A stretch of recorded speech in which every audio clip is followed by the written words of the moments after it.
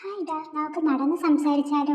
കഴിഞ്ഞ വീഡിയോയിൽ ഞാൻ പറഞ്ഞിരുന്നു 2019 ഞാനൊരു മെഡിക്കൽ ലൈഫിലേക്ക് കാലുകുത്തിയത്. അതിനുശേഷം ആദ്യം മാഡം പറഞ്ഞൊരു കാര്യം പറഞ്ഞിട്ടുണ്ടായിരുന്നു. മേ ബി എല്ലാവരോടും പറയുന്നതായിരിക്കും ആ ഒരു കാര്യം. അത് ഏറ്റവും വലിയ സത്യമാണെന്ന് പിന്നീടാണ് ഞാൻ അറിയുന്നത്. അങ്ങനെ എൻ്റെ 3 വർഷ കാലയളവ് അങ്ങനെ പോയി. റാഗിങ്ങും അതുപോലെ ചൊറികളും എന്ന് തന്നെ വേണമെങ്കിൽ പറയാം. ഡോക്ടേഴ്സിൻ്റെ ചൊറി, ടെക്നീഷ്യന്മാരുടെ ചൊറി, നേഴ്സുമാരുടെ ചൊറി, അങ്ങനെ എന്തെല്ലാം സഹിച്ചാണെന്നറിയോ ഇപ്പോൾ ഈ ഒരു അവസ്ഥയിൽ വന്ന് നിൽക്കുന്നത്.